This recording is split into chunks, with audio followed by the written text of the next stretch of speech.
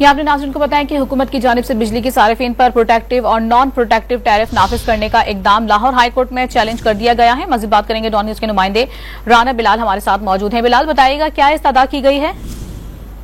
हुकूमत की जानिब से बिजली के सार्फिन को प्रोटेक्टिव और नॉन प्रोटेक्टिव टैरिफ लगाने का इकदाम लाहौर हाई कोर्ट में चैलेंज कर दिया गया है। यह दरखास्त शहरी मलिक एहतशाम ने दायर की है। इस दरखास्त में वफाकी हुकूमत चेयरमैन नेपरा लस्तो समेत दीगर को फरीक बनाते हुए ये मौक़िफ़ इख्तियार किया गया है कि हुकूमत ने बिजली के 200 यूनिट इस्तेमाल करने वाले सार्फिन को प्रोटेक्टिव जबकि 200 से ज्यादा यूनिट इस्तेमाल करने वाले सार्फिन को नॉन प्रोटेक्टिव टैरिफ लगाया गया है। शहरियों पर प्रोटेक्टिव और नॉन प्रोटेक्टिव टैरिफ का बोझ डाल दिया गया है। दरखास्त में ये इस्तदा की गई है कि लाहौर हाई कोर्ट वजारत एनर्जी की जानिब से जो नोटिफिकेशन है वो उसे कलअदम करार दे और जो 100 यूनिट्स का रेट है उसे 100 के हिसाब से और 200 यूनिट्स के जो रेट है उसे 200 के हिसाब से ट्रीट करने का हुक्म दे।